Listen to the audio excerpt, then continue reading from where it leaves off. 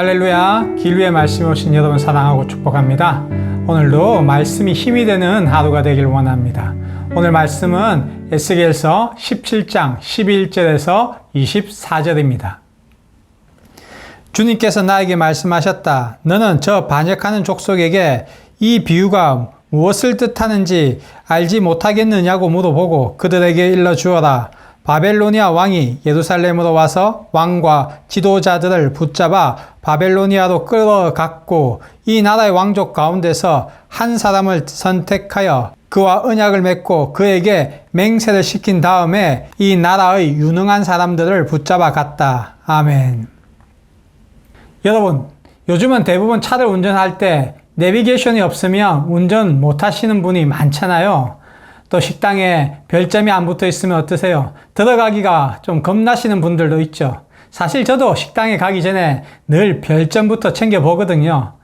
이처럼 우리가 확실한 걸 보고 움직이는데 익숙해져 있는 사람들이죠. 눈으로 확인되지 않으면요, 불안해서 못 가잖아요. 어쩌면 우리의 신앙도 이렇게 눈에 보이는 것만 쫓고 있는 건 아닌지 모르겠습니다. 그런데 여러분, 하나님은 오늘 이런 우리에게 이렇게 말씀하세요. 눈에 보이는 확신보다 나를 먼저 신뢰하겠니? 결과보다 순종을 먼저 하겠니? 이 말씀 정말 쉽지 않은 말씀이죠. 요즘처럼 고도화된 현대를 살아가는 우리뿐만 아니라 아주 오래전 신들이 세상을 지배한다고 믿고 있던 그 고대 이스라엘도 보이지 않는 것을 쫓아 순종한다는 것은 쉽지 않은 말씀이었습니다.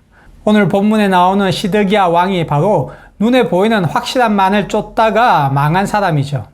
시드기야 왕 당시에 바벨론은 이스라엘에 쳐들어와서 기존의 이스라엘을 통치하던 여호야긴 왕을 폐위시키고 시드기야를 왕으로 세웠죠. 그런데 시드기야 왕이 자신을 왕으로 세워준 바벨론 왕 앞에서는 고개를 숙이고 충성 맹세를 해놓고서는 뒤로는 어땠습니까? 애굽과 손을 잡으려 했죠. 왜일까요? 그 이유는 시드기야 왕의 눈에는 애굽이 더 크게 보였기 때문입니다. 애굽이 뭔가 든든한 동아줄처럼 보였던 거죠.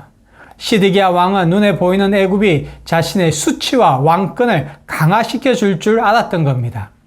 그런데요, 하나님은 그걸 보시고는요, 시드기야야, 너 바벨론과의 언약을 어긴 거니? 그럼 그 책임 내가 져야 해! 라고 말씀하시죠.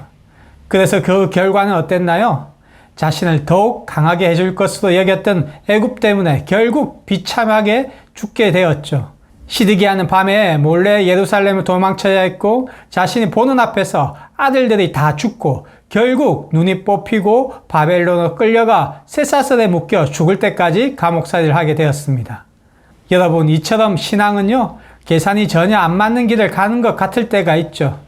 기도 응답이 내 생각과 전혀 다를 때가 있고 손해를 보는 선택을 해야 할 때가 있고 또 주변 사람들이 그 일을 모두 하기 싫어할 때 하나님은 그 순간에 우리에게 말씀하시죠.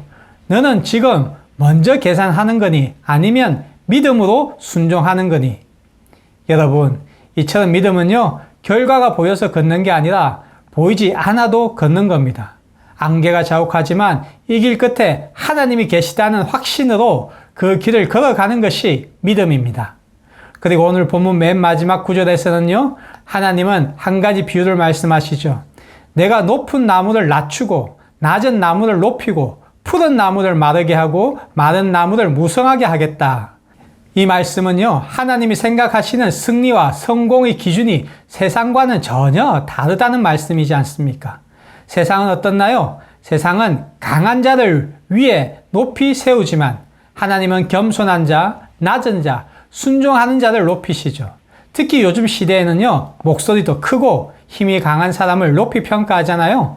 그런데 순종하는 사람이라고 하면 어떤 마음이 드세요? 왠지 약해 보이고 리더로 어울리지 않는 사람처럼 보이시죠. 하지만 여러분, 진짜 강한 사람은요, 순종할 수 있는 용기를 가진 사람임을 기억하시기 바랍니다. 내 것을 내려놓고 하나님께 순종하는 자가 하나님 보시기에 가장 귀한 자이고 가장 강한 자인 것입니다. 여러분, 오늘 설교 제목은요, 보이지 않아도 순종할 수 있습니까? 입니다. 그럼 질문을 다시 한번 드릴게요. 지금 내 삶에서 내가 결정해야 할 일이 무엇인가요? 그 결정이 하나님을 신뢰하고 내린 선택입니까? 아니면 계산과 손익분석 끝에 선택한 길입니까? 하나님은 지금도 묻고 계시죠.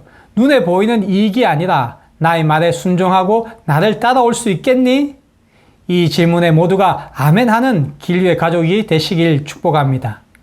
여러분, 오늘 말씀을 기억하시고 크고 작은 여러 가지 결정 앞에서 그 결정을 하기 전에 먼저 하나님 앞에 이렇게 한번 기도해 보세요.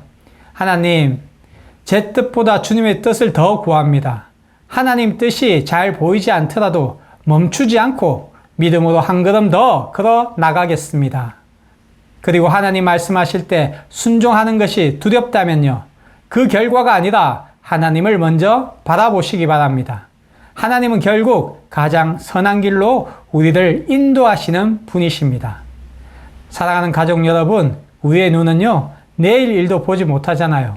하지만 하나님은 시간의 시작과 끝을 동시에 보시는 분입니다. 하나님이 말씀하시면 우리 눈에 보이지 않아도 걸어가는 것, 그게 바로 믿음인 거죠.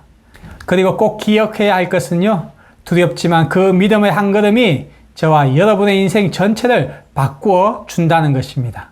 오늘 말씀을 기억하시며 보이지 않는 믿음으로 한 걸음씩 걸어가는 길류의 가족 모두가 되시길 축복합니다. 오늘도 힘내세요. 사랑하고 축복합니다.